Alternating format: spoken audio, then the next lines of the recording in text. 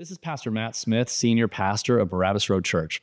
For the past 16 years, it has been my joy to equip the saints for the work of the ministry by preaching the Bible verse by verse, line by line, the whole counsel of God. Our audio and video messages have reached over 158 countries and are listened to by over 5,000 people each week. Many of you who listen weekly have been through our doors, and I'm thankful that you continue to use us as a resource for your enrichment and edification. We consider you all a part of our extended church family. As you know, San Diego is a spiritually dark and financially difficult place to exist as a local church, and yet, by God's plan and purpose, He's placed us here to boldly challenge the false faith by teaching that Jesus is the only way, truth, and life. My desire is that we would continue to be a bastion of light in this dark area, that we would keep bringing you consistent biblical teaching on a weekly basis. To that end, I'm asking that you would prayerfully consider partnering with us in your missions giving. To do so, go to barabbas.com/give. I'm thankful for this task and look forward to our partnership for years to come.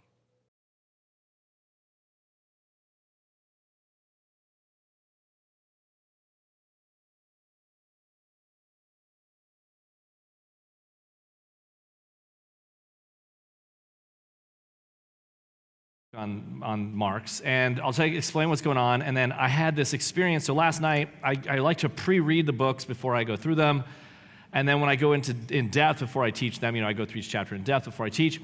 And so then last night, I was a little late to get to it, and I was looking at it thinking, okay, I got this chapter down, and I realized, man, it's taking a turn, I don't remember.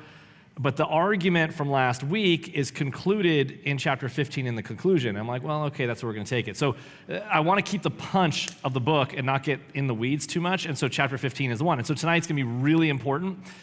And then we're going to switch gears. So next week, we're going to start a new book. And I thought really heavily about this. So I probably spent $100 on books last night. So Paul, you'll see that in the budget, sorry. Anyways, you have to speed read as many books as you can to kind of see what's next and kind of look down the pipe. And I found a book I want to do next, and I want to explain where we're at, and then I'm going to give you the preview of the next 3 books I believe we're going to do. All right, so here's how it goes. The next book we're going to do after this is called The Surprising Rebirth of Belief in God. It's by a guy named Justin Brearley. The book is amazing for this one reason, okay? So the book's main premise that makes it so amazing is this guy writes, and it is basically interviews with all of the new atheists, the 4 horsemen of the apocalypse. If you were around in the 2000s and you remember these guys, Richard Dawkins, Christopher Hitchens, Sam Harris, all the books that were coming out, the God Delusion, God is not great, all the stuff that was coming out, the crazy bus sign in Britain that said there's probably not a God, so live your life. All that, the campaigns where they called themselves the Brights and all the... And I kept telling you when I was teaching over these years, I'm getting old enough to remember what I taught on the day one. I was saying this over and over again. I said, look, this is such a temporary blip in the world of apologetics because atheism as a thing, as like an actual thing, only exists because of Protestant Christianity and what Charles Taylor called the normal social imaginary that we have in our society that allowed them to kind of poke holes to deconstruct sort of the narrative. And it's going to go away as Christianity stops being the main view, and when that happens, the prevailing view in our culture is going to become paganism, and atheists are going to find that they don't have a very friendly environment in a pagan environment, and so they're going to have nowhere to go. And that's exactly what we are hearing today, right now, this very second. The new atheism is completely dead, absolutely dead, and you're watching the rise where all the folks that used to go on the blogs and the conferences of atheists, they're now listening to Jordan Peterson. They're now listening to this guy named Tom Holland. They're listening to the guys that used to be speaking from an atheistic worldview who are now actually saying, well, you know what, we were wrong. We do actually kind of need Christianity, even if I don't yet believe in it. And so the book is actually a positive book. And the reason I like it, what we're going to get to tonight, I've been building a case. And what we've done is we're just looking at the same thing we looked at in Truman's book before with this Marxism book. So the case I'm trying to make is that Marxism is a destructive force. The goal of Marxism is destruction of society totally.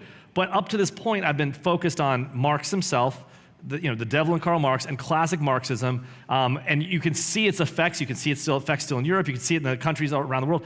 But you could see its effects most prominently right now in the United States of America in what's now, I would coin as cultural Marxism. And so this last chapter takes us to that bent, and we're going to discuss it. So we should know where we're at by this point. But when you get to it, my goal for tonight is to understand the destructive force of that cultural Marxism. And remember, the goal of it is to destroy, not to put anything in its place. only destroy, constant destruction. That's what Marx's goal was all along, and that's still true today with all the movements, LGBTQ plus, minus, everything. It's all to destroy, to destroy, destroy.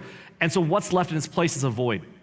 And so people, normal people, your average, you go to the grocery store, fill up your gas, do your thing, not religious people even, just normal people, they're feeling sort of the stress on this. And it's interesting that, we always talk about it. If you've listened to me for any amount of years, I've said this all along. There's a pendulum swing, and it has to swing back.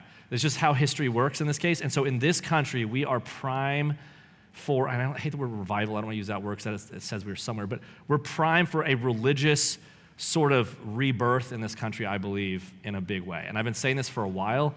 It's just, I think we peaked. I think Obama in 2008 peaked us into the critical theory that we're going to talk about with Marx. I think we're reaching the end of that road. Regardless of who wins the election, the new atheism is dead, and the paganism of the left is so tyrannical, even normal people are looking for a story that's better.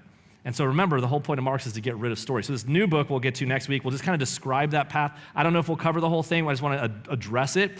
And then the following book after that, I want to teach, so I'm going to take a break. So the next book I want to teach you is a book that is in that line, but I'm going to take a break because I need you guys to breathe for a minute, But the book I'm going to go to after that is going to be, here I have it written down so I can not forget, is we're going to change gears, having established, okay, Marx broke everything down. Here's a story of how we're going to fill in the gospel story, right? Then the next book we're going to do is, okay, so if everyone's now looking for meaning, guess who's going to be out there for shopping? All the cults. So we're going to cover the kingdom of the cults. And so Walter Martin's Kingdom of the Cults, it's an 800-page tome. We're going to go through a cult every week if I can do that. So we'll cover every cult we can think of. There's not a specific chapter on Catholicism, but if you need that, we'll do that too. So the kingdom of the cults, and then when we're done, we're going to cover the most cult-ish thing within evangelical Christianity, which is going to be ultra-charismatic, sort of new apostolic reformation. So we're going to cover, and I'm going to redo a book I did a long time ago called Strange Fire. So that's the order. So again, we're going to finish the book tonight on Marx. The next book we're going to do is on the new atheist being dead in the water, and it's a very positive, encouraging book after Marx's discouraging book. And then we'll get into the kingdom of the cults. You'll learn about all the cults. And then after that, we'll cover Strange Fire and kind of the argument about sort of cessationism, charismatic theology, and how we should approach that.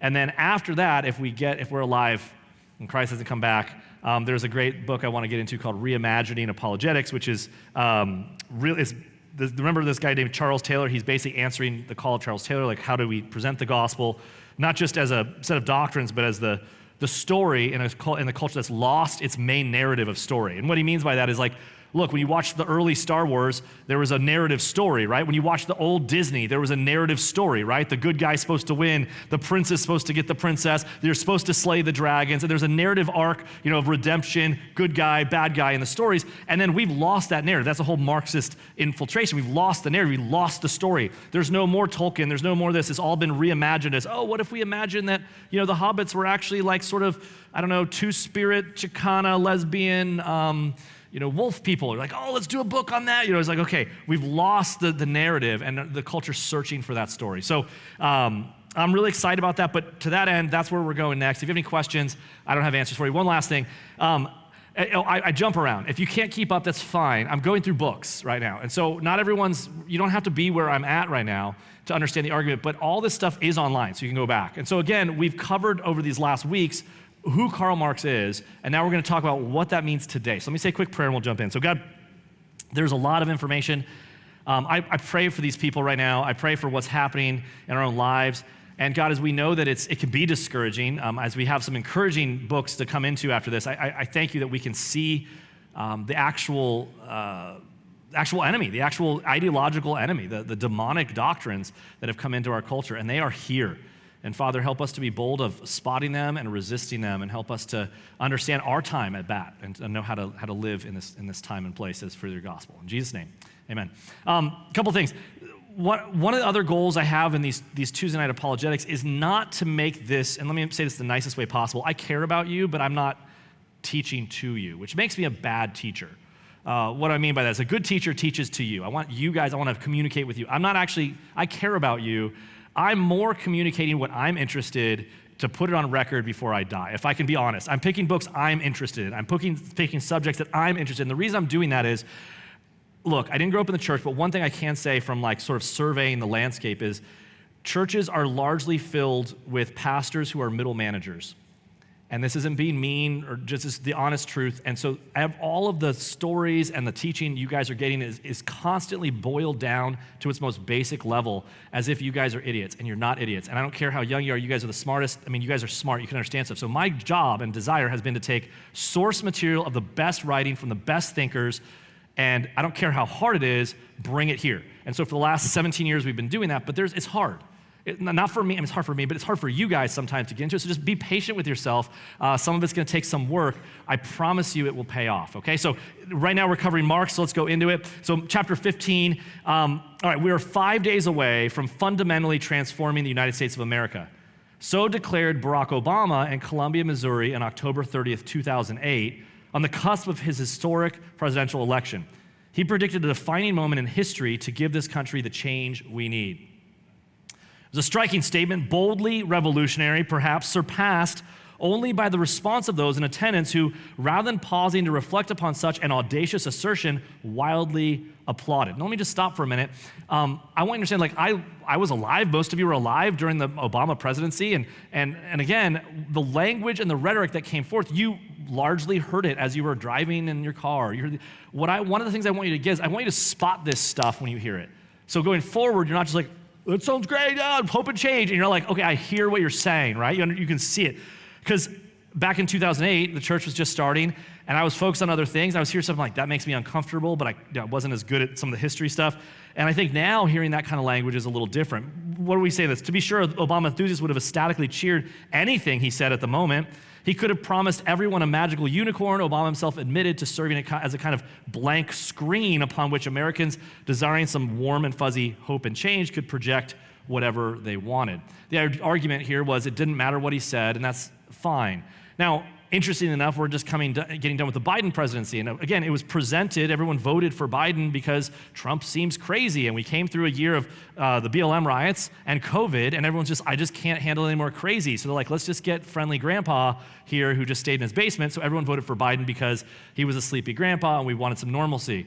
And then Biden decided I'm going to be the most transformative, radical president, even more radical than Obama, and Kamala Harris is following in suit. And so if you're following the policy procedures and the things that are being put forward, it's shocking.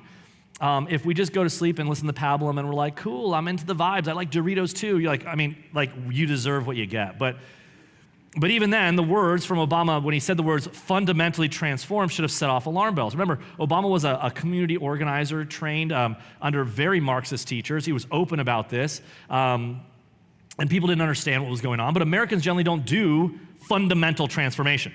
We make changes, okay, right? Yes, maybe small, maybe large, but the remarkable system that we have that was established by our founders, is pretty stable, largely, because it wasn't about a single man or woman or anyone else entering the White House to create fundamental transformation. Elections should be boring, in other words. That's the whole point of our nation. We should have boring elections that we don't care about.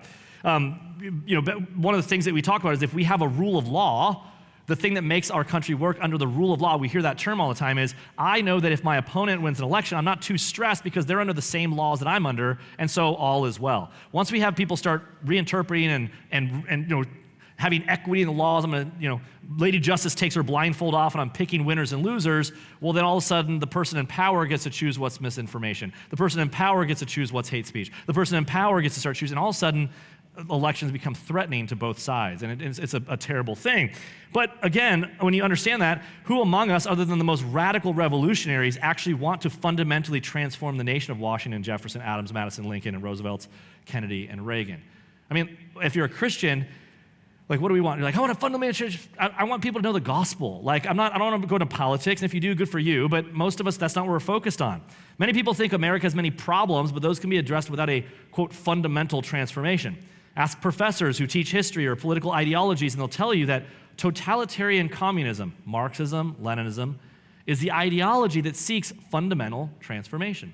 So, you watch Hotel Rwanda. That's fundamental transformation at work. You watch areas where genocide happens. That's fundamental transformation. That's like, when a king takes office in the book, in the Bible, right? When a new king takes office and you kill all your brothers and sisters to make sure they can't ever threaten your throne. That's fundamental transformation, right?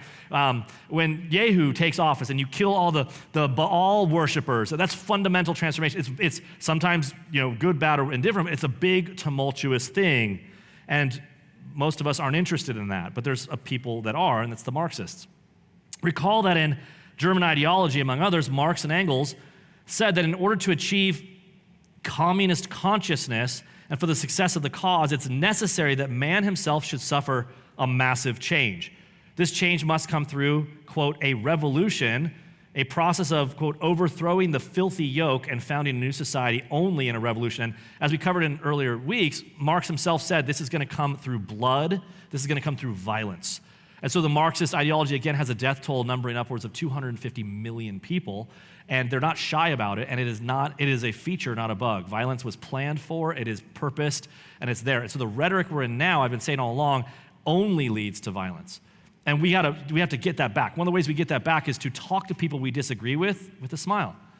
Like, you realize, look, when you talk to people you disagree with, who fundamentally hate the things you say, and you can be kind and still talk to them, and not unfriend them or whatever, you've gone a long way to de-escalating sort of the Marxist rhetoric. Because in the Marxist rhetoric, there is no argument. Everything's a source of power. Once everything your opponent says is pure evil, all that's left is a fist. Do you understand what I'm saying? Like, there's nothing left to say, right? That's where the rhetoric is now. If you disagree with any policy, any words, there's no words left. You're just the worst ever. Let's get them. And so to de-escalate that, you have to stand in the gap, make your arguments calmly. And again, this is why guys like Jordan Peterson are so popular right now. Everyone's looking for someone that can stand up and not be bullied, but also not retaliate by, oh yeah, well, you're the worst too. Even though we're reading a book about Karl Marx being the devil. In general, though, Marx repeatedly urged that nothing less than the creation of a, quote, new world. His generation, he insisted, like the Jews that Moses led out of the wilderness, must conquer the new world and must also perish in order to make room for the people who are fit for the new world. He's literally talking about genocide. Communists would play the role of the sacrificial savior to deliver a new secular covenant for the new world. Again, let me repeat this to you. Marxism was never about secularism. Ultimately, it was an alternative religious ideology, and it hates religion, and it wants to wipe out Jesus. It hates the gospel. It hates the church more than anything else. But that is the totalitarian task of communism. Indeed, the textbook definition of totalitarianism, which has been scribbled on a chalkboard every fall semester of this guy's school, has been to, quote, fundamentally transform. Specifically to seek the fundamental transformation of human nature via some form of political ideology or cultural upheaval. Let me say it again. The goal is to fundamentally transform human nature through political, ideological, cultural upheaval. What does that mean? That means that the normal way we view humanity, the normal way we view right and wrong, the goal is to completely upend that so we redefine what it is to be actually human. And this is a big deal. That's what 1984 was about in its essence. So all that being the case, I winced when Barack Obama said that and then felt sick to the stomach when I watched people blissfully and blindly applaud. Such blithe unthought is disturbing to see from inhabitants of a nation founded upon the extraordinarily thoughtful and stable principles of 1776. And again, this has been my theory. Brett loves to tease me, I've mentioned to you before, because I just feel like I'm going crazy. People will say things very plainly out loud that are absolutely insane, and people are like, fuck, that makes sense. I'm like, I have no idea. I'm not smart to understand this. We're just not paying attention. It's baffling to me. I've watched it happen all the way through. I don't know how to handle it. But Obama's two-term presidency marked a turning point in our country. The country did actually seem to begin a fundamental transformation in that period and through the 2010s. Now, you're saying to yourself, like, I lived through that. I don't know if that's true. Go watch a show from 2007, a TV show. Look, I mean, honestly, like, you go watch the TV, and if you can get past the non-HD quality of it and whatnot. But you watch some of those shows, first of all, they look really old. I think if Marty McFly went back in his time machine, right, and he went back to the 1950s from 80 something, like if we went back the same amount of years, it'd go back to 1994, just to put in perspective. If you want to feel a little old, it's crazy. I was in high school then.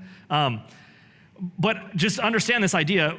everything has changed very dramatically. We were here, we were talking about these things at that time, but some of the dramatic changes that came about is all of a sudden the front ending of the LGBTQ plus and then the transgender movement.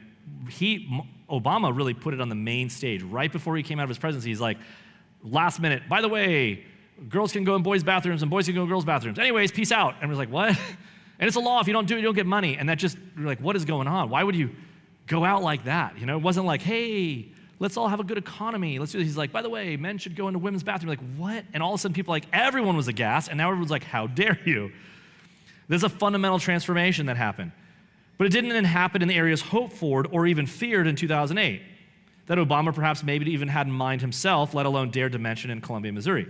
It has not been the fundamental shift in attitudes regarding the role of government, taxation, regulations, economics, class, or even healthcare, kind of boring seeming stuff, where Obama had a signature legislative achievement. It didn't happen in foreign policy. Like if you were a policy wonk back then, you'd be kind of concerned when he talked about Obamacare, because you're like, government healthcare is a bad idea, and then you have the socialist people like, no, it's not, it's great.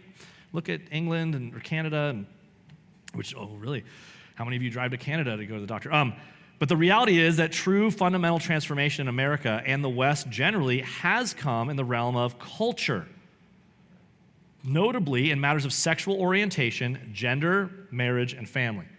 So in 2004, that was the first year that I believe gay marriage was made legal in Boston. I was there in Boston at the time. 2008, California voted against gay marriage. The California voted and it passed, Prop 8. So we were here. Maybe you voted then, if you were alive. Some of you were young. So we voted and we said, we don't want to have gay marriage in California. And then it was vetoed. And so that's Prop 8 passed, and we said, no, we don't want gay marriage, and it was vetoed. That's in 2008. The state of California, our state, Gavin Newsom style, right? California, crazy, abortion capital, come here, was like, no, we don't want gay marriage. Think about how radically we've shifted. Where Starbucks and Target's like, wear the darn rainbow. How dare you? We've gone so far, so fast, it's helpful to remember how radically fast that's happened. And it's important that you understand how Marxist this is, and that's the whole point here. The shift has been unprecedented and far beyond anyone's imagination. In 2008, it was signaled most conspicuously in the 2015 when Obama White House illuminated the colors of the LGBTQ rainbow on the day that Obergefell decision, when the Supreme Court, by a one-vote margin, rendered unto itself the ability to redefine marriage, which was the most absurd decision, and it imposed a new constitutional right on all 50 states. Again, this happened, so what did the White House do? They painted the White House the rainbow. If there ever was a picture of a fundamental transformation, this is it. This is the nation weighing in here on literally the nature of marriage, and then again, the nature of biology, male, female, and whatnot. And that's just one of the countless accomplishments heralded and boasted by the Obama administration. In June 2016, to celebrate the one-year anniversary of Obergefell, the White House press office released 2 extraordinary fact sheets detailing Obama's vast efforts to promote LGBTQ rights at home and abroad. Again, they'll tell you what it is. I love, as an aside right now, right? You have to see what's happening, but as an aside, when people talk about, there's a question to Kamala Harris in the last debate, and then Tim Walz got the same question in his debate, about what are you doing about climate change? And they all said the same thing. Well, what do they call it? The Inflation Reduction Act really was a climate change bill. We're like, oh, so now you can just say that now?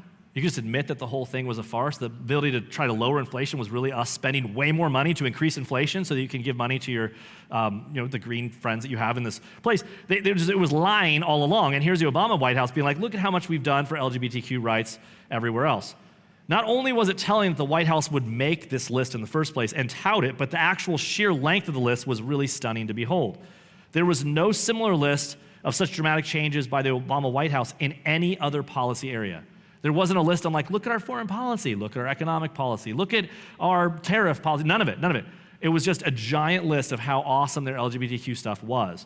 The achievements included the infamous Obama bathroom fiat, through which, according to Barack Obama's executive word, all public schools were ordered to revolutionize their restrooms and locker rooms to make them available to teenage boys who want to be called girls. Now, what happened the first time? And it's so irritating, and maybe some of you even said it, so repent if you did. What's the big deal? It's just a bathroom. I'm like, I don't know, tell that to all the women's sports now that are going against men, because that's how the whole thing goes. It's all part of the same game. Looking back, it's the understanding of human sexuality. It's a subversion, really, that Barack Obama left a stamp upon the United States. No other president has ever made such a shift than in this moment. One can hope the stamp's not indelible, but from there, the culture's fundamental transformation has hit warp speed, with a number of optional gender identities, for example, expanding exponentially. Now, again, you might be like, I love all that. Maybe someone's listening to this like, I love all those changes. Fine. What I want to focus on is that the nature of those changes wasn't through sort of argumentation. Nobody voted for the bathroom law. It came by fiat. It came down from on high, and everyone was then culturally sort of told to act in this way. Changes there more than anywhere else seemed irreversible by anything other than miraculous, by anything sort of a religious revival or unforeseeable dramatic shift in the spiritual moral thinking.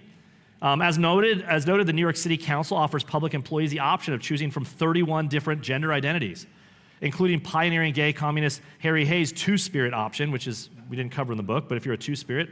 Of course, that's nothing compared to the Facebook, which at various times since 2014 has listed 51 gender options, 53, 56, 58, and 71. Or to the BBC, which as of 2019 teaches children that there are more than 100 and counting genders, ideologies. Where does it end? No one knows. The political left's cultural revolution on the sexual, gender, family front is ubiquitous. You know what that means? It means it's everywhere, okay? As is its tolerance of any dissenters. And so we've said this again.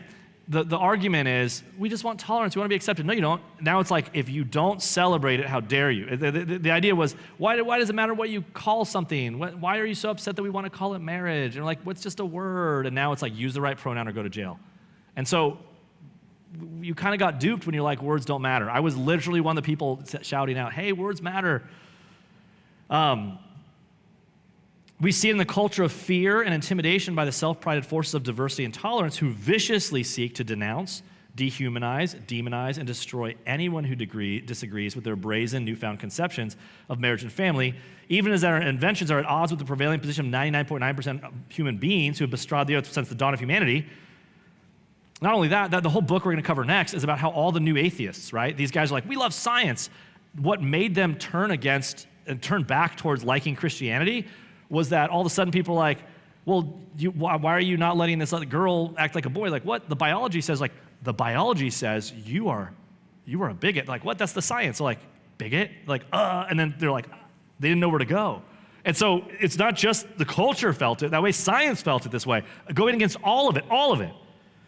Instead, traditional Christians, and even traditional atheists, anyone that like use logic, sense, normal logic, are portrayed as the outliers, as abnormal, extremists, bigots, and haters. And by the way, I've been saying this is kind of, I know I can't stop myself from going to the next book, but like, people that aren't Christian are labeled these labels also, merely by not going along and towing the line. And so they're looking for a place of safety. And there is no such safety in secularism. The only safety is in the Word of God. We've known it all along. They pretended like they didn't know it, and now we have to offer this safety for normalcy, because there's no normalcy outside of it. Anyways, this is a fundamental transformation of a culture and nation, and it's evidence of a true revolution by the heirs of Marx and other radicals. And let's just draw the connection so you understand what we're talking about. To fundamentally transform, here was in essence the inherently Marxist goal declared to a sea of oblivious Americans, whether Obama explicitly or fully understood or meant it himself. In other words, I don't think Obama was like, here's my plan, I'm gonna do this thing. I just think he was going along with the wave of Marxist thinking that he'd been standing on for a long time. It's highly doubtful that Obama had Marx, Marcuse, Millet, or Reich on the mind ultimately at that moment, but he'd been educated from them from his beginning. Right? Obama was merely riding a wave that began as a ripple over a century ago, and typically most of those surfing or floating along have little notion who or what helped give the initial push. There's a great story about kind of how this whole happens. When you think about sort of going along, like there's this poem or whatever, it talks about riding the narrow way, and it describes that when you go off into these, whether it's on the right or the left, when you go off of these ideologies that go crazy, you're not actually joining anything. What it is you're just stumbling off the narrow path. Like you just stumble off the narrow path and become a Nazi. And you're like, how's that possible? I'm like, I don't know. How do we get to the place where like you have a bearded man in a dress reading to your children in the school? Like you just stumbled that way. People aren't like, you know what we should do next year? Let's do it. Like you just fall into it because you abandon the narrow path. Like you abandon truth, and all that's left is lunacy, like Romans goes into. But regardless, nonetheless, the goal of Karl Marx and the Marxist project from the outset was one of fundamental transformation, permanent revolution, and unrestrained criticism. Let's not word again. If you're writing anything down at all, write that down. Unrestrained criticism. of everything, nothing less than the ruthless criticism of all that exists, which is what Marxism would call about. And today that's what we see in a thing called critical theory, which is just another word for Marxism. Marxism has been renamed critical theory, but I'll get to that. Marx's ideas were so radical, and so, as Marx openly conceded, contrary to the nature of things, that they inevitably led to totalitarianism. That is because they are totalitarian in the strictest sense, as they seek to transform human nature and the foundational order. Remember, he said that Marxists need to determine where you can live, how much you can have. We've seen passages from Marx that affect throughout the book, but here's a short summary to remind you, okay? Marx in his manifesto said that communism represents the most radical rupture in traditional relations. Marx said in the manifesto he acknowledged that communism seeks to, quote, abolish the present state of things. He stated that they, the communists, openly declare that their ends can be attained only by the forcible, violent overthrow of all existing social conditions. In the close of his manifesto, he says, communists everywhere support every revolutionary movement against the existing social and political order of things. In other words, any movement that seeks to take down the way things are right now, Marx is like, we like that, we'll go along with it. Which is, again, why you can have at the Women's March a bunch of feminists with genitalia hats, right, standing next to women in hijabs, both opposing essentially the religious right. And I'm like, you realize that if the lesbian, transgender person went to the country that you're talking about, they'd be thrown off a building, and yet you guys have what in common? We hate Western civilization. That's what they have in common. So let's work together. Like, oh, okay. Marx had, in his letter to Arnold Ruge, called for the ruthless criticism of all that exists. He had a favorite quote from Goethe's Faust. I'm like trying to get it said right. Everything that exists deserves to perish, deserves to die. Marx in his essay declared religion the opium of the people and said that criticism of religion is the beginning of all criticism. And so criticism is this favorite thing, and it has to start with criticism of Christ. But beyond ruthless criticism, there was ruthless abolition. The word abolition is omnipresent through Marx's writings. As Robert Payne noted, the word almost seems to jump off every page of the Communist Manifesto. And after he has abolished property, family, and nations and all existing societies, Marx shows little interest in creating a new society on the ruins of the old. I just want to stop right there. That's Marxism. Let me say it again. And none of this is exaggerated. I'm understating how bad it is. I've skipped over the hard stories that are just, I don't want to sit in this pulpit and read them out loud. I'm understating, but let me say it again.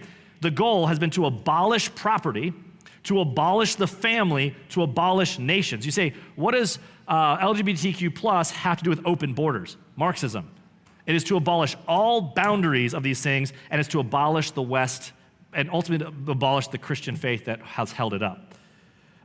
Marx shows little interest in creating a new society, and so what we're left with right now is a wasteland of destruction. We are living in a wasteland of depression, of all sorts of drug use. And again, this is where, as Christians, we have to be bold about the gospel and winsome about how the gospel is good news.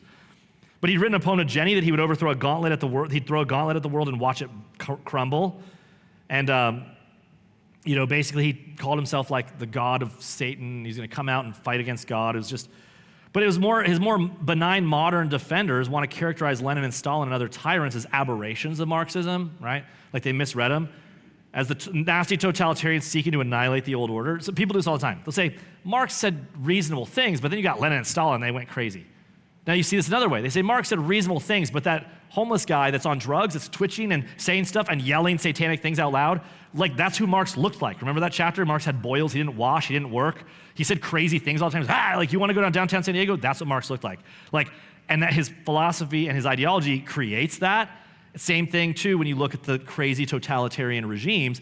They are, again, a feature, not a bug. They were merely following Marx, the ultimate revolutionary rebel. Marx wanted to burn down the house long before Lenin and Stalin were even born. Lenin himself would profess the same. He talks about in one of his speeches, he talks about the task of the Young Communist League, and then he focuses mainly on the youth. Lenin says this, he goes, it's the youth that'll be faced with the actual task of creating the communist society. And then he goes on and basically says, our task is to destroy it. Basically, he's like, we're going to kill everyone and everything, and the task of our youth will be to rebuild the communist society that we want. That's what Lenin's basic kind of quote was. Lenin, communist, Bolshevik, self-anointed keeper of the Marxist flame, half namesake of Marxist-Leninism, couldn't have been more clear. The task was, again, to destroy the foundation of the old system. The whole point here, said Lenin, was the transformation of the old capitalist society. The upbringing, training, and education of the new generations that will create the communist society cannot be conducted on the old lines. The teaching, training, and education of youth must be directed to that goal. Quote, only by radically remolding the teaching, organization, and training of the youth shall we be able to ensure that the efforts of the younger generation will result in the creation of a society that will be unlike the old, and the creation of a communist society. And by the way, don't miss this. The entire school structure system in our nation has been run by communists from the very beginning who have had the goal of propagandizing the children from the very beginning. It doesn't mean that you're wicked if your kids went to I'm a public school kid. But the old schools of Lenin must produce servants needed by the capitalists. We have to abolish them and create basically schools in our image. The new aim, said Lenin, was simply to learn communism, and it kind of goes into this. I'm not going to go through it too much, but basically it's always been focused on the youth and the young people. And again, that's true right now. Like there's a war on your children, and you should understand that. Communism would become the central guiding principle and force they wanted in the lives of young people. This generation should know that the entire purpose of their lives is to build a communist society. And right now, if you go to Harvard, Yale, you go to SDSU, San Diego State, and you poll the kids, they are more communist, more socialist than the previous generation. They're like, yeah, of course, equity. Like this, obviously, you're not dumb if you're in here, but people say dumb things. They don't know what they're saying. That's the whole point. This call to total transformation resonates today among cultural and sexual Marxists. While very different from classical Marxists in their cultural sexual as opposed to economic thinking, they bear a crucial commonality with their forebears in this ongoing objective to fundamentally transform. How?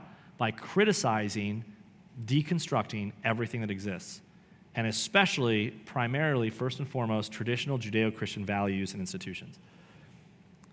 So what we're saying is the new Marxists today are cultural sexual Marxists. So this is beyond what Marx had envisioned. The original ambition of an economic class-based revolution failed miserably. And so, instead, today's Marxists, what do I mean by that? So if you're like in the 60s, right, and you had a long-haired teacher who's talking about the communism, like he was more just a fringe, pathetic communist, whatever, okay? Today, this is different. It's like Target and Starbucks CEOs and the DEI stuff you're putting forth everywhere, this whole picture of sort of intersectionality. This is straight Marxism, and it's being taught. It's so ubiquitous. It's not a fringe thing anymore. That's what I'm trying to get you to see. Again, today's Marxists, including throughout the Communist Party USA, which is a thing that exists, once the home of classical Marxism, have gone cultural and sexual. This newly evolved form of Marxism is so radical in its redefinition of human nature that Karl Marx himself would blush and find it bewildering. Again, you could find a screenshot of this. BLM's main thing is we are trained cultural Marxists. And so when they were rioting and burning down the nation back in 2019, 2020, whatever, the whole emphasis was constantly like, they're like, oh, they're against racism? No, they're against the structure and the system of the West. And they said one of the things they're against is heteronormativity. You're like, I'm sorry, what does heteronormativity have to do with George Floyd? What does George Floyd have to do with the bridge? I'm missing this. They were trained Marxists. This is the moment to come up. Because when I first drafted this chapter, the lead article at the Communist USA's website was titled "The Capitalist Culture of Male Supremacy and Misogyny." It's a piece breathtaking in its cultural radicalism. It personifies the communist movement's thrust today. Truly, at any given day, an article like that can be found on their website or in The People's World, which is another one of their modern Marxist American websites. But as noted, the cultural Marxism began to emerge not on May 5th, 1818 with Marx's birth, but over 100 years later with the birth of what came to be known as the Frankfurt School. We covered that in Truman. If you don't know what I'm talking about, just let it go. It shows you how we went from Marx to where we're at today with the sort of sexual ethic. We talk about William Reich. We talk about these guys. But eventually, they and their disciples, especially in America, and this is what I want to push forward, the current and strongest form of this cultural Marxism right now is here in our country and being exported from our country to other places. When we were in Afghanistan, right, so the same people that don't like imperialism, we're teaching, classes on like LGBTQ plus stuff to, a Muslim country that definitely doesn't want it, and yet they're going to lecture you about imperialism. I'm like, that seems pretty imperialistic, doesn't it? How dare you put your beliefs on me? They're literally going forward with the gospel of LGBTQ. You look at you look at the UN and flying the rainbow flag. You look at I could go on and on. You get what I'm saying, but we're actually exporting this right now. We're the primary exporters of this. Where am I at here? Okay, they and their disciples, especially in America, the wider West, in the 60s, lusted for the revolutionary changes in sexuality and culture. The universities would be their factory floor. They would rally students, the academy, the arts, the media, film, and so whatnot to force cultural change. So again, from the ground up. And even then, you can look at the Frankfurt School's cultural Marxism not as a replacement of classical Marxism, but as actually, now listen to this, this is a really good quote. What he said is, all this cultural Marxism isn't like we're replacing what was there. It's literally just the accelerating pedal from a stalling vehicle. In other words, Marxism was stalling, they just put on the gas, and here we are. The cultural Marxist fully agrees with the classical Marxist that history passes through a series of stages, right, cycles on its way to a Marxism utopia, right, where feudalism becomes capitalism, which eventually has to become socialism, which has to come through violence. They all agree with it. And the goal is ultimately, they say, heaven on earth, a classless society. But the cultural Marxist recognizes that communists won't get there through economics. They use some of it, but in essence, cultural Marxists shrewdly realize, let me go back a step. So for example, when people talk about the current election and you hear the Marxist economic policies coming forth from Kamala Harris, what's so bothersome to me is it's old, played out, and it should be obvious to everyone how stupid it is. That's the problem. Because the new Marxist, like the new form of Marxism, is a lot more subtle. And so they're not coming forward with new Marxism. They're like the old 1.0 Marxism, like like just coming forward. Everyone's like, what? And that's just so discouraging. But it's the cultural Marxism that's the gnarliest of all. In essence, cultural Marxists shrewdly realized that the classic Marxists would utterly fail to take down the West with an economic revolution, right? After World War II and capitalism kept going. Capitalism always blows away communism, right? China has, Hong Kong. There's a reason they use Hong Kong. The masses would choose free markets, and cultural Marxists understand that revolution requires a cultural war, not an economic war. So this isn't me saying, this is them. So whereas the West, certainly America, is not vulnerable to a revolt of the downtrodden trade union masses, it's eminently vulnerable when it comes to, say, sex or porn. In other words, yes, the trade union guys that are just basically said to everybody, the longshoremen who basically bullied America and were like, we can hold you hostage, so we will, give us 70% more money. That's, I guess, the Marxist revolution, but it's hard to see it as a revolution when the guy's making like 900 grand a year and like gold chains. The real revolution is not going to be about wealth redistribution, not obviously, right? That's not going to work, but put the bourgeois in front of a hypnotic or seductive screen and it'll be putty in your hands, is what they're saying. It wasn't until leftists came to dominate the institutions that they'd be able to convince enough people to support their literally stupid revolution. Part of his thesis was manna from heaven for many left-wing Western intellectuals. And so it goes to this guy named Greg Gramsci and how he began with this idea of critical theory. And essentially, they needed the heirs of this guy, I'm just kind of summarizing this for you, needed to frame the seemingly benign conventions of our society as systematic injustices that have to be exposed. So that's what I'm saying. This is new. So like before 2008, you didn't hear a constant barrage of articles, a constant thing, largely the internet wasn't in your face constantly, it's a separate article, but of things about how, stop signs are racist, or bridges are racist, or, Merry Christmas is misogynist, or how wreaths on a door, or we should stop calling them manholes, but people holes. And I'm like, I don't think that sounds good. Instead of we're like, amen, and a woman. I'm like, why would you say a woman? Like, it's just, none of that was existing, right? Everything's offensive now. This is where this comes from. The Gramsci, this is the Marxist idea of criticize everything. Everything's oppressing you, and you've got to search for a victim. So there's no traditional institution that became off limits to the cultural Marxist left. And so in fact, it was so quote unquote critical that there was left of everything, and it would basically call itself critical theory. And that's what's so frustrating, is it's literally naming itself one of the key premises of Marxism. It's called critical theory. It's like destruction. To criticize everything. It doesn't build anything. So today there's entire academic departments and programs dedicated to critical theory and offshoots such as queer theory or gender ideology. Barack Obama's alma mater, Occidental College, is hardly an anomaly and boasting a department of critical theory and social justice, which at his website promises to instruct wide-eyed students in the principles of Marxism, psychoanalysis, the Frankfurt School, deconstruction, critical race studies, queer theory, feminist theory, and post-colonial theory. They advertise that. Hey, you want to learn this? And you're like, why would you send your children here? And maybe that's my first lesson. If you're going to go to college, don't go to that. Don't go to Occidental College. How about that? There's a good lesson. Perhaps the most frustrating, though, staying aghast at this destruction is that the typical Starbucks sipper redefining marriage and gender has no clue of their complicity in the Marxist revolution, right? They just don't understand that. Sam Gregg puts it well. He said, the worst part of Gramsci's legacy is that it's effectively transcended its Marxist origins. His outlook is now blankly taken as obvious, blankly taken for granted by millions of teachers, writers, and even churches who have no idea that they're committed to cultural Marxism. Let me say this again and again. Every single church that put the black flag on their Facebook post was putting forth Marxist ideology. And if you did that, just admit that you were an idiot and be honest about it. Don't be like, here's my reason for it. Like, we have to admit that you joined, you were like, you were the useful idiot. And some of you probably did. If you're watching this right now, I bet you put the little black thing on your Facebook when all that came up. If you did that, it's okay. It's like you don't have time to research everything, but if you don't know something, don't do it. That's all I'm saying, but don't be an idiot. And by the way, if you're like, well, no, it means other things. You're wrong, 100% wrong. Come up, we'll debate right now. I promise you.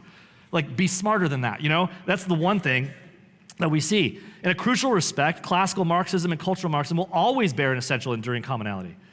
One that explains a lot about today's modern left. So in other words, like, you don't have to go on a revolution.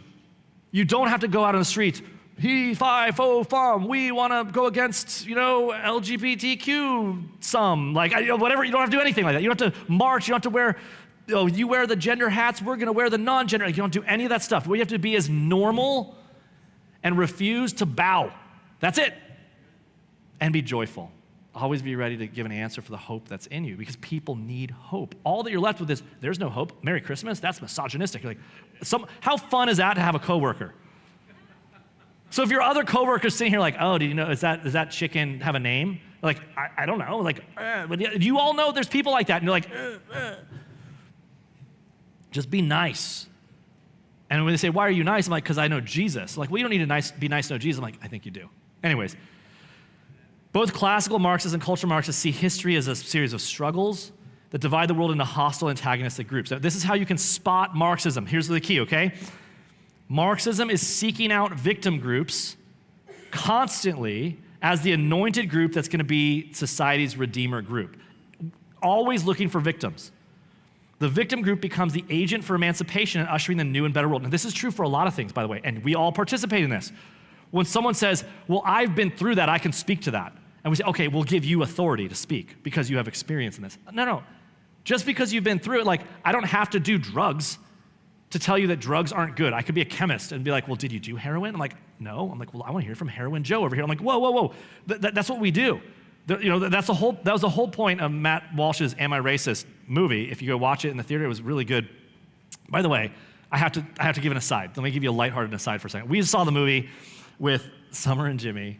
I gotta bring this up. If you know the names, this is too funny. So Summer and Jimmy and Paige and Brandon. And so Jimmy we're going into the movie. This guy outside the movie, as we're going in to see it, and he goes to Jimmy. It was randomly out of nowhere. It's like late movie. He's like, hey, what movie are you guys gonna go see? And Jimmy gets super embarrassed because the movie's called Am I Racist? And he's sitting there and he's like, I don't remember what it's about. And then Brandon, who's a bald-headed white guy, comes out and says, it's called Am I Racist? And the guy's like, what are you? And he goes, I guess we'll find out. I have no idea. And the whole thing, like, when does that even happen in life? It's just crazy. I had to give that story. It was the craziest. I tripped out from that yesterday. I just remember, I'm like, oh my goodness, I can't believe that happened. Now it's on record and we know it was real. I don't exaggerate this. But the point is, everyone's looking for the victim group. And so when you find it, the whole thing of step forward, let's look for the victim group. Oh, I'm a victim because this. And when you go to a psychologist half the time, you're looking to show your victim status and what, yada, yada, yada. The Marxist always is on the search for the newest victim class, which in turn must always be made aware of its victimization. Its consciousness must be raised. Let me just say this again. I'm not saying like counseling and psychology, I'm not saying it's evil and I'm not saying it's wrong in every sense. But most of the goal, even in trauma counseling, is to help anoint you as a victim to give you power. And by the way, the Bible rejects that. The Bible does not give you power as a victim. Our Savior was a victim. And he went willingly through it. And his argument is we are more than conquerors through Christ. And so if you go to a psychology thing so you can anoint yourself a victim to give yourself power, you are in a den of devils. And if you want to persist there, enjoy your unhappiness. I'm sorry to be so hard, but I'm like, that's what we got. In classical Marxism, it was simple. The victim group was identified through class and economics, right? The factory worker. But today in cultural Marxism, it's not as simple. The culture's always changing, so you have to find victim groups constantly. You got to search anew for victim groups. One day it might be women, the next year it might be like little people. This is the little people, right? It's like, now you can't call them that. It's victims everywhere. You kind of go through this idea. What do you say? Davis, this one person who twice ran on the Communist Party USA's presidential ticket. So this person named Davis ran as a communist, and in 1979 was actually awarded the Lenin Peace Prize by the Kremlin in Moscow. Didn't mention their communism, but she did mention LGBTQ, not Marx but Manning, not Bolshevism but transgenderism. She spoke not about class, but about culture. And the reason why is she knew she would find allies not in railing against property rights, but in ranting for marriage rights. And that's the tack throughout the modern communist movement. If you go to the About section of the People's World or the Daily Worker, you're going to hear them all talking about cultural workers and so on. So instead of factory workers, they're saying, we got to deal with the cultural workers. When they're looking less for factory workers and cultural workers, when Obama was a community organizer, he's getting together, the idea would be in the past, you'd get together the poor people. Now it's like you're getting together the victim groups. And that's really where we got the identity politics that we have today in this level. Truly, it did not exist in this level until really in the 2012 campaign, when Obama won by cobbling together a bunch of victim classes and then basically getting them to hate the white man. And then what's weird is Biden comes in and stands behind a red background and talks about how white men are the enemy, and it's so weird. But today's Marxists in America and the West are toiling hard. They're working diligently, right, on the cultural front, and that's where they're confident they can finally take down the West and its Judeo-Christian bedrock that Marx and a long line of disciples look to smash. The most critical link in this between cultural Marxism and classical Marxism of Lenin and the rest is found in the very name that cultural Marxism has assumed in the academy. In a way, it's so frustrating. It's willfully deceptive. And that's the choice critical theory. That's when you hear the word critical theory, it's literally Marxism. It's 100% Marxism. And it's so obviously Marxism, it's so weird that people are like, that seems okay. They know they get openly flagged by saying we're Marxists, but if they say, well, I'm a critical theorist, they're like, oh, okay, that seems perfectly reasonable. The idea, though, is to tear down, and you don't need to put anything in its place. The goal is not to build, it's to tear down. So like liberals and progressives who beam about diversity and tolerance, critical theorists and cultural Marxists vilify only those who depart from their newfangled vision for the world and humanity. So they never criticize themselves, in other words. If you agree with their fundamental transformation, you're good and accepted. If you disagree, then prepare to be boycotted, turned into a pariah on social media, lynched by Twitter mobs, pursued by lawyers, and dragged into court. You are not to be included under the rainbow umbrella of diversity, which it turns out is not as multicolored as they had led the world to believe, and it's their greatest tolerance diversity fraud. And again, it doesn't hold together well anyways, because if you're the B, an LGB, what does B mean? Bisexual. That means that there's two genders. How do you have a B and then all the plus? Doesn't the bisexual denying the 100 genders of the rest? Shouldn't they be at war with one another? I mean, which is going to lead me to the last point. Let me get to this last point. It's the maddening tyranny of the moral relativism, the toxic cup that unites them is their transformation side, their hatred of the Judeo-Christian West. And so what is the power behind this? Like when you get to it, that's the kind of point of his book. What's uniting these ideas, right? I mean, what puts it together, right? First, you have to understand the sheer sophistry of these concepts, their inherent violation of common sense, their sheer dumbness of it. Think about the dumbness of these ideas. They fall apart instantly on scrutiny, always. They have. So how have they been so popular? That's like, I want you to wonder this for a while. That's what kind of been wondering, why would we pick Marx, the boil-infested, smelly guy who doesn't work and yells things, as our champion? And why would we keep going with it? And I would argue that's one of the best arguments for Satan that we can get to, but that's kind of what the book's getting to. But worse, the sophistry, the dumbness is so self-evident. And I'm not trying to funny mock. I mean, honest. It's so self-evidently dumb, and it's particularly anyone schooled in any basic Christian worldview. When you look at it, it becomes obviously not tenable. So how does that even exist? Secondly, there's a matter of the sheer harmfulness of the ideas. You can look back and understand 100% that, let me go back to BLM. The Black Lives Matter riots did not help black people. Black businesses were put under, they were burned on fire. You go to the areas where the places were burned, they're still on fire, and the poor people that were affected were largely black. You know who got rich was the organizers that bought their multiple houses. And that's the thing, but the actual cities there, they're still, remember CHOP? The city, it's not going well there. People aren't doing better. They're not better off in those places or anything. It didn't help any of those people. Planned Parenthood came out and said, we want to stand with Black Lives Matter. I'm like, you've aborted more black babies you've killed more black people than anyone on the planet Earth. and you're like standing unironically and saying, we think Black Lives Matter. I'm like, the weirdness of this whole thing, like it just doesn't hold up to any scrutiny, like no scrutiny at all. A person with a mask on saying, my body, my choice, wear the mask, like it doesn't make sense. You're just like, I'm in crazy world. It just doesn't make sense. So how does it work, right? Finally, there's a fleeting quality and ephemeral nature that's never clear enough where people are like, I'm not even sure what I'm believing, but I'm in this group.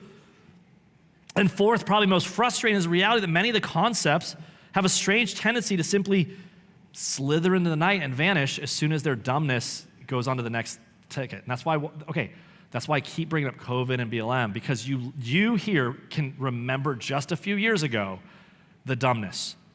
Going to Walmart or going to the grocery store with a guy wearing a paper bag on his hat with the eyes cut out, with a person wearing a scuba mask, someone with pantyhose over their head, walking into a bank with a bandana over your head and not saying, give me all your money, but saying, I'd like to make a withdrawal. Like, we all did this because of the dumbness of these things. And then that same time when the riots happened, having scientists and academic advisors and politicians sign on a document saying, we find no risk of COVID in the BLM riots. COVID is woke. It's cool with it.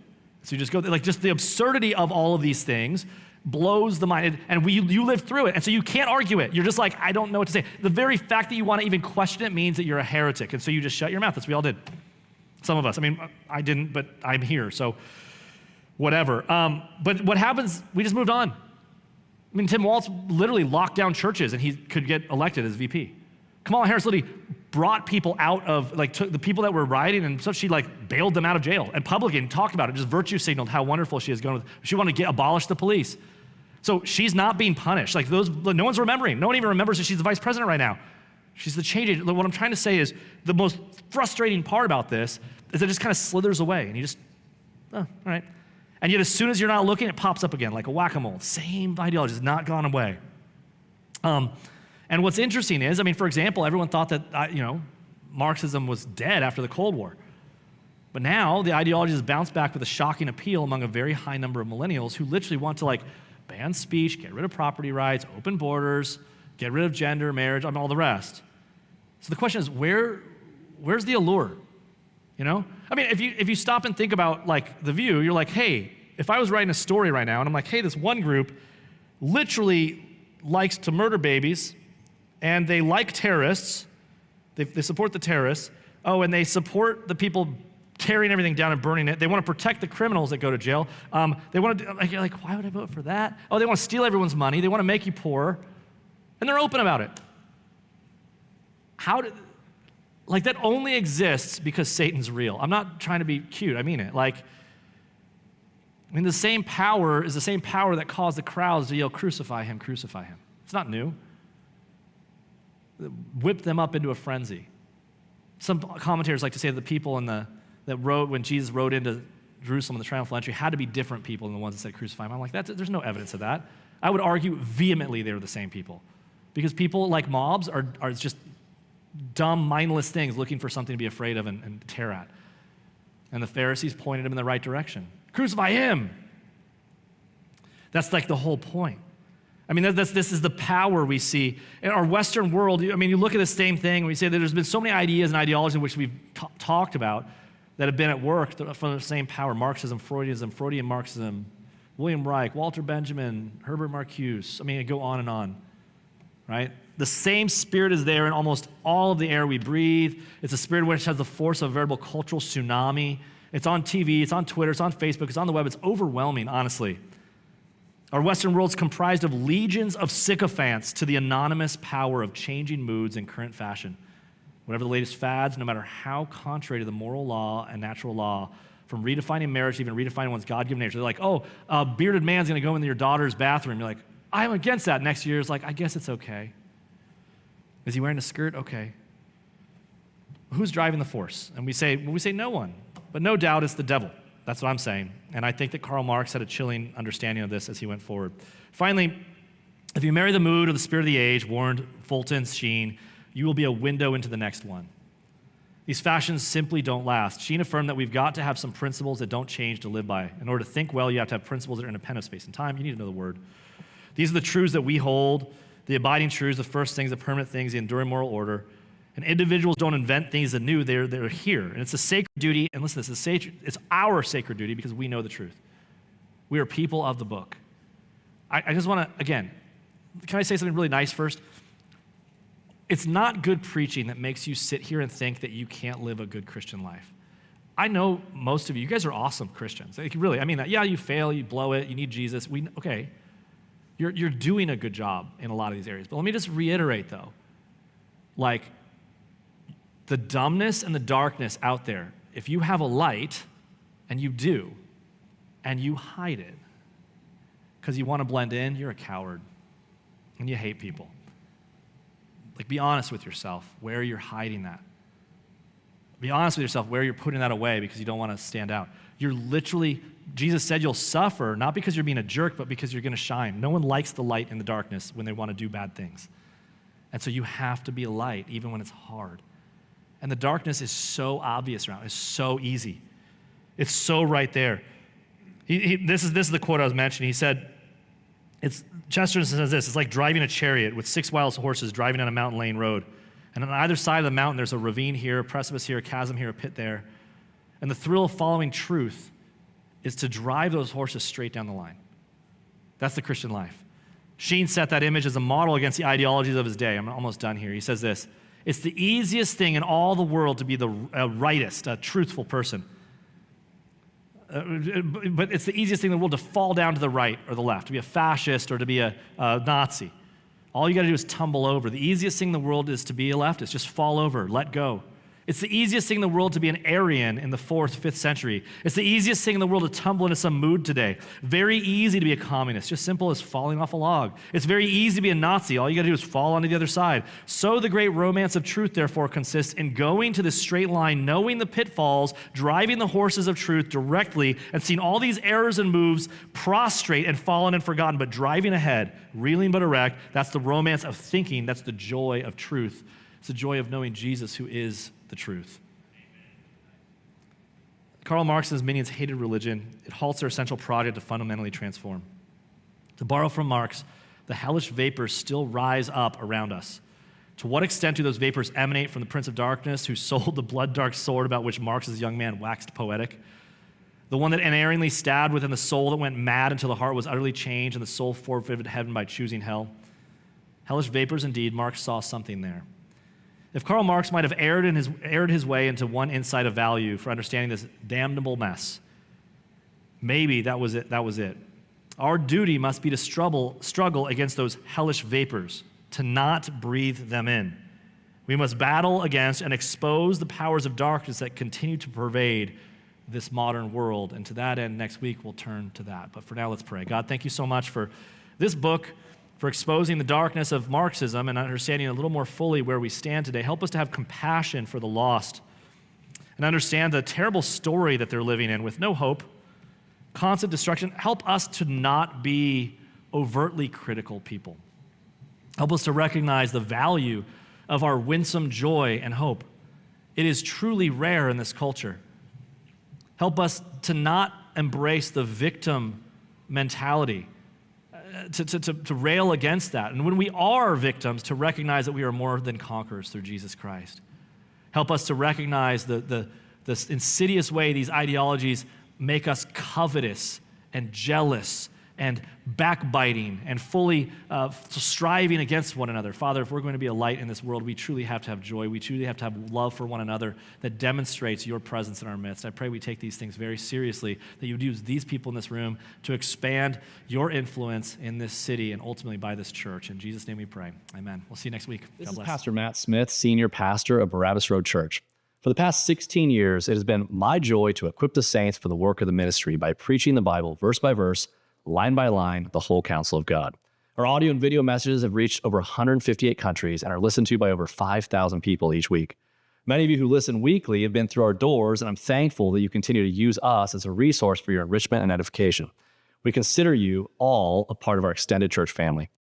As you know, San Diego is a spiritually dark and financially difficult place to exist as a local church, and yet, by God's plan and purpose, He's placed us here to boldly challenge the false faith by teaching that Jesus is the only way, truth, and life. My desire is that we would continue to be a bastion of light in this dark area. that we would keep bringing you consistent biblical teaching on a weekly basis. To that end, I'm asking that you would prayerfully consider partnering with us in your missions giving. To do so, go to Barabbas.com/give. I'm thankful for this task and look forward to our partnership for years to come.